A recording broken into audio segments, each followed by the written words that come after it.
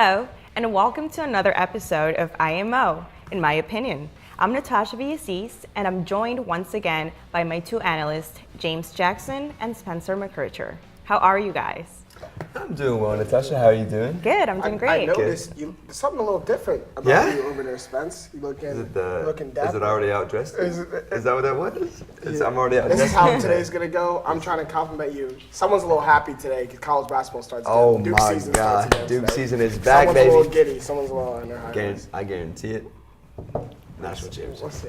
All right, so today we'll start with the NFL. Currently, the Dallas Cowboys sit at 7-1, which is tied for the best record in the NFL, and it has them at first place in the NFC East. So let me ask you guys this. Who is more responsible for their great start this season? Rookie QB Dak Prescott or rookie running back Ezekiel Elliott? Spencer, we'll start with you. So, we're going to give them both credit. Of course. 7-1. No one expected it. Right.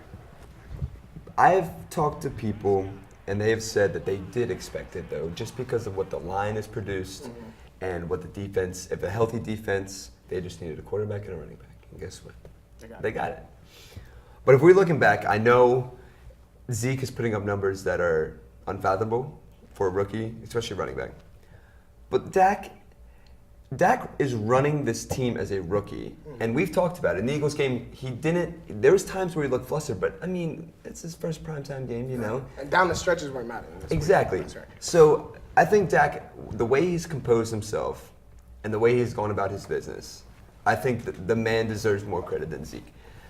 You put together a team like he's done, and you control the team like he's done. He's kept the offensive linemen in check. The offensive linemen are looking to him for everything. The numbers that he's putting up are absolutely insane. And the thing that gets me is the fact that he's projected. So they've talked about rookie quarterbacks and the best one ever. And it's arguable that Robert Griffin III in 2012 had the best rookie quarterback season. I mean, he had a 65.6% completion percentage, tossed for 3,200 yards, had 20 pass touchdowns, only had 5 interceptions. But then you look at Dak, he's projected to double RG3's passing that year.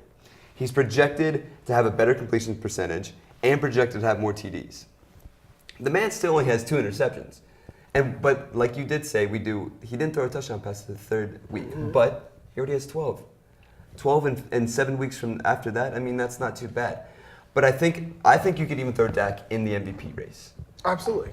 But also with Zeke. Okay. You know what I'm saying? Right. Zeke right now leads the NFL in rushing yards, rushing yards. Has a 891 rushing yards on 177 carries. So that's 22 carries a game. Zeke was known as a workhorse in college, but people didn't really know how that would transition to the NFL, especially since the Cowboys still had Darren McFadden. They had Joseph Randall, who they currently don't have right now. But I think the credit goes more to Zeke. Now, should we give all the credit in the world to Dak? Yes. Dak stepped up in a place that wasn't relying on him. Zeke is the 4th overall pick, so he knew he was going to be integrated in the Cowboys offense. Dak did not. So Dak got moved in to the starting role, to the main role, kind of just like that, and he took off and ran with it. Which is more impressive. Which is more impressive, but you have to agree, Dak didn't throw a touchdown to the 3rd week of the season. Dak struggled a little bit in the first 3 games of the season. Looked like a rookie. We look at other rookies in the NFL right now. Carson Wentz not looking like a rookie. Zeke not looking like a rookie. Dak looked like a rookie. But there was a lot of pressure taken off him because of this running game that is so dominant. And a lot of that has to do with the offensive line. Some of that has to do with the run defense that they were playing. But Zeke has set the tone for this team this season. And it's much easier for a rookie quarterback to pick up something, especially after 3 games, when there's a dominant running presence there. When the whole defense isn't keying on him. For the first 3 games of the season, defenses weren't keying on Dak. They were keying on Zeke. And then all of a sudden, here comes Dak taking over the offense. And now the league has a 2-headed monster to deal with instead of just Zeke at the running back position. Zeke is doing everything for that offense. Right. You know what I mean? Yeah. Running the ball, catching out of the backfield. And what's so underrated about Zeke and what people aren't talking about, is his pass protection and the intangibles that he brings as a running back. Which that line doesn't even need more. Which line doesn't need more, but if you're going to get more pass protection, get more pass protection. Dak's got 4 to 5 seconds to throw back there. Exactly. So I'm saying if he has the time to throw and he's finally becoming comfortable when he's taking the reins from Tony Romo. Yes, he has taken and he it. looks That's good still, in his limited turnovers. That's all he can do. But he's given this opportunity because of what Zeke has brought to this offense. But last year, it's not like they didn't have a 1,000-yard rusher. It's not like they haven't had a solid running back in years. But Derek Zeke coming through. But Derek McFadden rushed for 1,000 yards last year, and they went 4-12. Right, because they had Kellen Moore. Okay, so I'm not saying that Dak doesn't deserve credit. I'm saying Dak's job got made a whole lot easier because Zeke came in and did what he did with his offense, and is doing what he's doing with his offense. See, but then so you have a 1,000-yard rusher last year in McFadden, and you still go 4-12 because of why your quarterback sucks. Okay, so you finally have the quarterback piece and another 1,000-yard rusher. But also have a hurt Des Bryant of last year, who comes back and is healthy and is willing. It's kind of healthy, but is willing to put more on the line because Dak Prescott's throwing to him and Zeke's in the backfield. But is Dak a better leader right now? Are the people listening? Because like you said, Zeke came in knowing that this was going to be his running game, his running team. This is going to be him. Dak had no idea. But that doesn't automatically equal success just because he knows that it's going to come in and be his team. Right. Zeke still has to produce. Guess what? If Zeke comes in and doesn't do anything for the first 4 games, guess who's back in the backfield?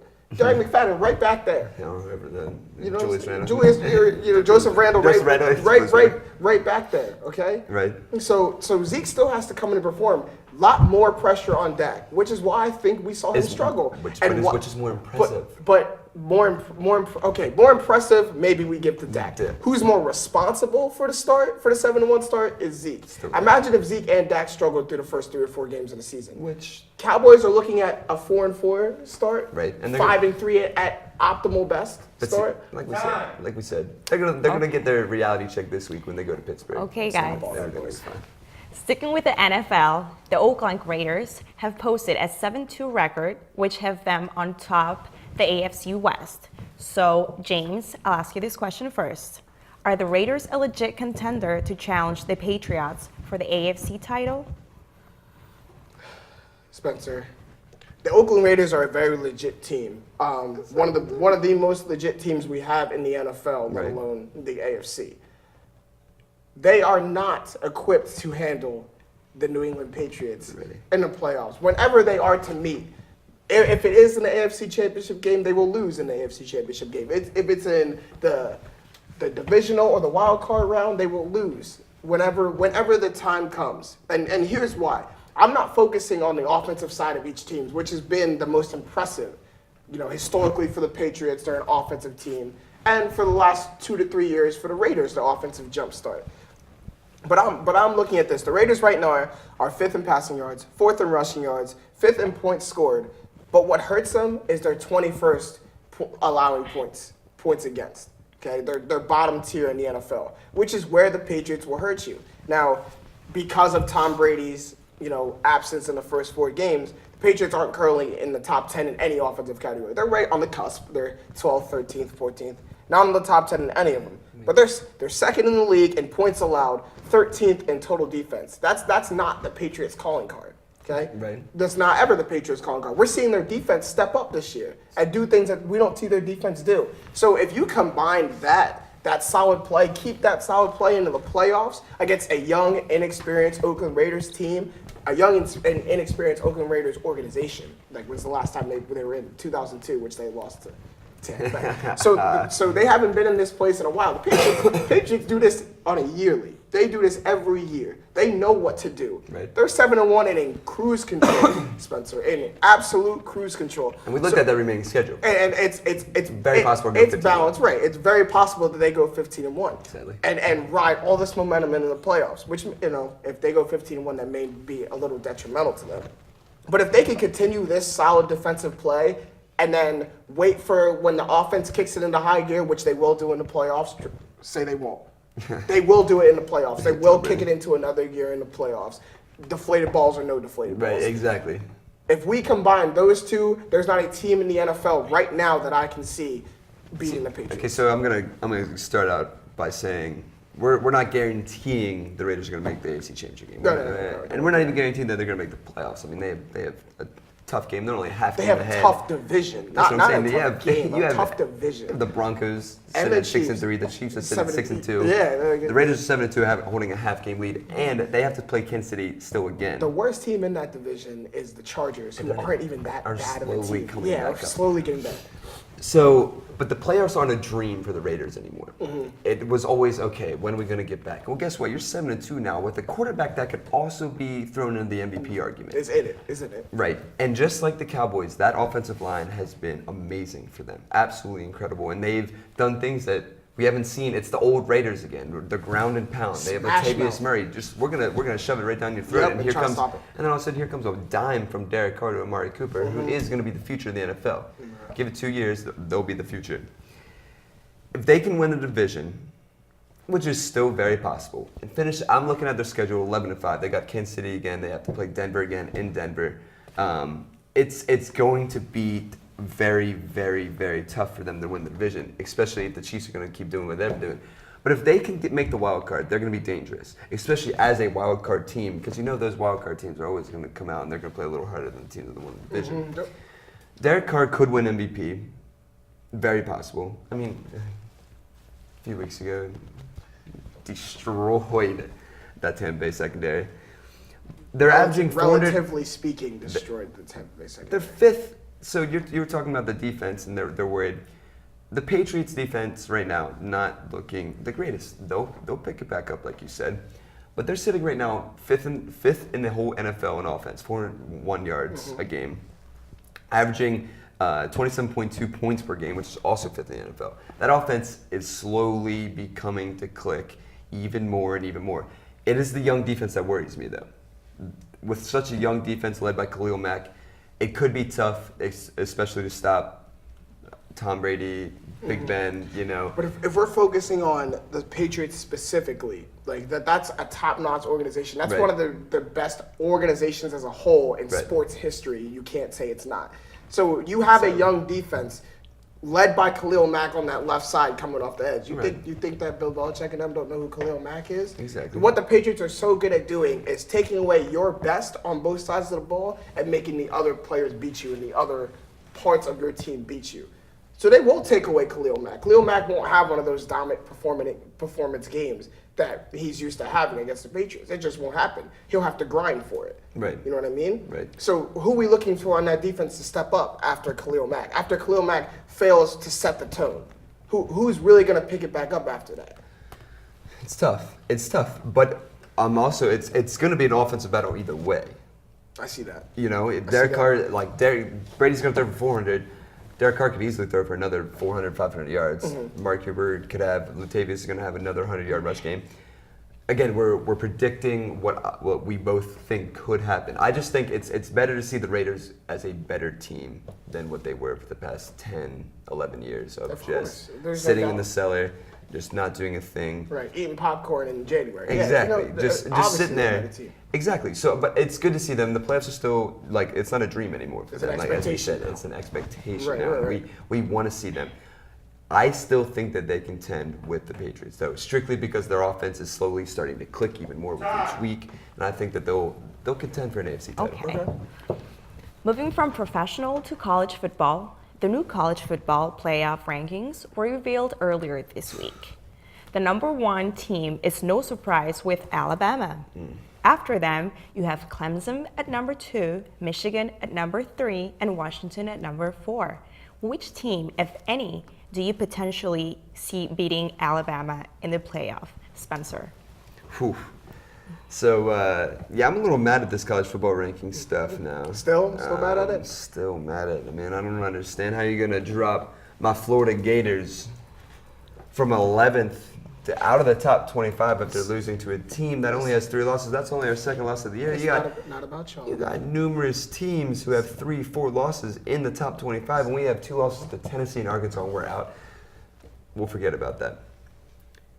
The Washington Huskies deserve the credit that they are getting, finally. You know I love this Washington team. You love them. They're Love young. Jake Browning, love them. Love Jake Browning. I literally think that they will beat Alabama. And it's going to sit back. If they can get through, they have USC this week. Game day's there this week. It's a huge game. USC's finally getting hot too, and it's good to see them getting slowly getting back into things.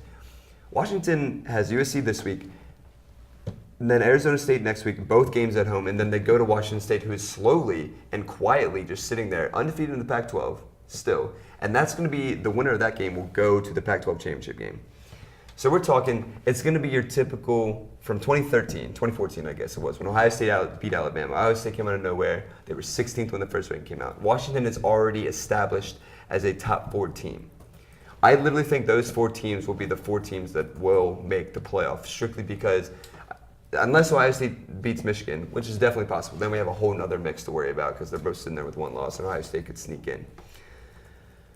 I still think the Washington, because their defense, the SEC is down. We talked about this the other day. The SEC is down this year, and it's sad to see because especially when Bama plays in the SEC championship game, they're either going to be playing Florida or Kentucky. Like yes, go Gators, but like that's again going to be an embarrassment if we can even make it there because we still got LSU and we still got You still got lots of games to worry about. Right. I still think Alabama. So they're going to cruise. They got, Mississippi State at home this week, Chattanooga the next week at home, and then Auburn. Tough game still at home. They're going to dominate. Then they're going to dominate the SEC championship game. So they're going to be on that high just like in 2014. They're going to come off that high when the SEC championship game. They've dominated. They've rolled through their entire schedule. They're going to be sitting pretty.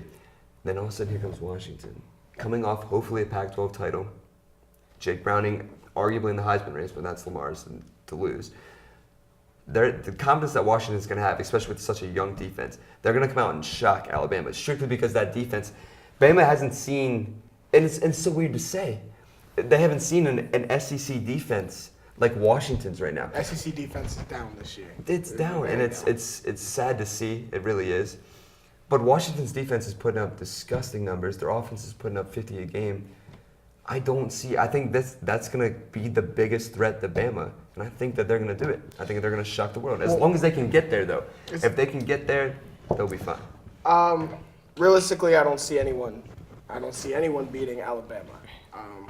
Just based off what I've seen from Alabama this year, I mean, if we go up and look up down this schedule at the points they're putting up, they have 1 game under 30 points, and that's the LSU game. Like, this is such a high-powered offense led by a freshman quarterback, which is what blows my mind. So I'm gonna go ahead. Throw this in. These are the scores. How many points Washington's put up? 48, 59, 41, 35, 44, 70 against Oregon, 41, 31, and then 66 against a Cal team that is slowly coming up. Again, this offense. But then Cal just took steps back. Right. It doesn't matter. You're telling the SEC is not taking steps back? The SEC has been taking steps back. Progressively, just moving down down the line. Been taking steps back. But I equate Bama to the Patriots in the NFL. Way less, on a way lesser scale, on way different proportions. They are just like the Patriots of the NFL in the fact that they have a system that will not change. And as long as Nick Saban is head coach of this Bama team, they have a system that will not change, and they can plug pretty much who they want in there, and it won't change. They just find ways to win. And if I had to pick a team that could potentially beat this Bama team, I would have to. I want to say Michigan, but I can't. I can't put my eggs in Michigan's basket yet. We've seen Michigan been on the cusp of doing something great and hit a wall. And then hit that wall. But I don't even want to jinx it because I'm so happy for Jim Harbaugh and what he's able to do in Ann Arbor. So that's awesome. But I would have to pick Clemson. One, because they've been here before. Last year they were in the same spot. Besides Bama and Clemson, the other 2 teams, Michigan and Washington, it's been a long time since they've been here. Right. It's been a long time since Michigan, one of the most historic college football programs, has been here. It's been a little while. Right. You know what I mean? So I experienced, to me, especially in college football, when it was 18, 19, and 20-year-olds running around there, experience means so much. And not only has Bama have experienced players, but they have an experienced organization. They have an experienced a city who goes to this title town, who goes to this every year. This is what they do. You know what I mean? Right. So in order to tell me that a team is going to be able to beat Bama, it has to be more than they're just doing it this year. And also why I don't think Bama's But that's what happened when 2 years ago. Iowa State came out of nowhere. Oh, Bama's supposed to roll them, and all of a sudden our man Ezekiel Elliott came out of nowhere. But this is also why I don't think Bama is really going to be tested all that much. Is Bama's not looking over their shoulder. Yeah, they got a number 9 Auburn team to deal with, but Auburn still got 2 games before they got to play Bama. Right. Auburn could very well slip back out of the top 10. If they lose, then no one else is going to the SEC chip, right? But Bama, you know what I mean? So they're not feeling pressure that other teams are feeling right now. Let's switch gears and talk about basketball. There have been a lot of pleasant surprises to start this NBA season. But which player has had the most impressive start, in your opinion? James, we'll start with you. Natasha, impressive is an understatement about what is going on in the National Basketball Association right now. We're talking about no defense being played in college football. I think every team is starting to develop the James Harden defensive mentality, except the Los Angeles Clippers, who are ranked number 1 in total defense and defensive efficiency. We'll leave that for a different time. Who do I think has had the most impressive start this year? I got to go with the Raptors shooting guard DeMar DeRozan. And the reason why I have to go with that, I think you're going to say James Harden. But why I go with DeMar DeRozan over James Harden is because James Harden led the league in scoring 2 years ago. Right. James Harden is a perennial all-star. Right. James Harden should be perennially on the All-NBA team. DeMar DeRozan just became an all-star last year. DeMar DeRozan just got thrown in the spotlight last year. In the spotlight. I'm talking NBA, not the Raptors spotlight, NBA spotlight. The kid made a name for himself, though. He made a name for himself. James Harden had a name for himself, had a trademark, is established in the NBA. Okay. DeMar DeRozan is I don't want to say splashing on the scene. I don't want to use that term. But DeMar DeRozan is really coming onto the scene in these last 2 years and hasn't scored like this ever in his career. Right. You know what I mean? James Harden has scored like this. James Harden has put the assists and rebounds to it. Let me get to that. I got you. But right now, DeMar DeRozan leads the league in scoring and is first in field goal percentage among shooting guards. So that's what I look at right now. Have the Raptors sitting at 5-2, first in the down Atlantic Division, but first in the Atlantic Division. Right. You know what I mean? But no one's going to beat them. No, who's going to beat them in the Atlantic Division? I get it, because the Celtics. I thought we're going to lead the Atlantic Division, and I'm really struggling. Slowly. But it's that leap in production that I'm seeing. It's not Kyle Lowry, you run the offense and I'm here if I get open and I'll hopefully put in the hoop. It's as soon as you cross half court, look for me, and I'm facilitating this offense now. Which he deserves. Which he does deserve. He But deserves it was something that we didn't think he was going to be able to do this soon. Right. We thought he was going to need to get a dominant big man to be able to do it. They were going to have to change the offense. Maybe they get rid of Kyle Lowry. But now he's demanding the ball, and it's great to see. And if we think about it, 4 or 5 months ago, going into free agency, he was arguably the top 3 free agent going into this year. And then it was, send him to LA. He's going to be the face of the franchise for the Lakers now, blah, blah, blah. And he's like, no, I'm going to stay in Toronto, and I'm good for DeMar. He deserves the credit that he's getting. I think he knows himself. He knows what he needs. Finally picking back up, and he's accepting, just like Kawhi. They're both accepting that, okay, yeah, we're going to be the superstars of the league. Kobe's out now. We need more people. Tim Duncan's out. KG's out.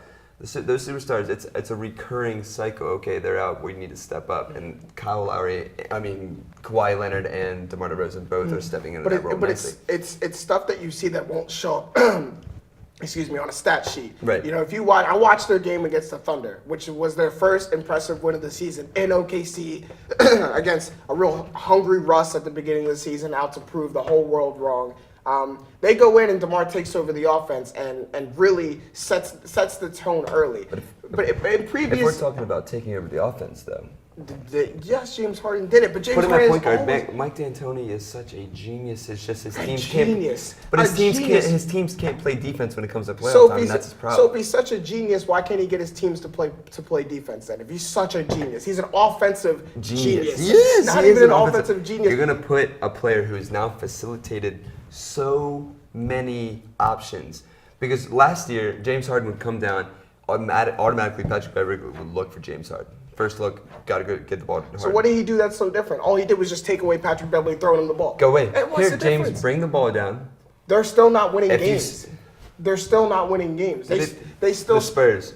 Yeah, we beat the Spurs. The Spurs from the Spurs standpoint, are struggling. But the numbers, he's averaging 30, 7.6 rebounds and 13.1 assists. James Harden, we're talking about James Harden, who could lead the league, who is leading the league right now in assists. But why is that? Because he's the point guard now. So that's more impressive to me, the fact that James Harden has evolved, and it's all because of Mike D'Antoni. He's evolved his whole entire game now and expanded it to become a better player. And just like Blake is now accepting his role because Doc said, this is the player I want you to be. Go ahead. And look, he's doing that. D'Antoni said the same thing. This is the player I want you to be. James Harden is now exceeding that expectation and that role beautifully.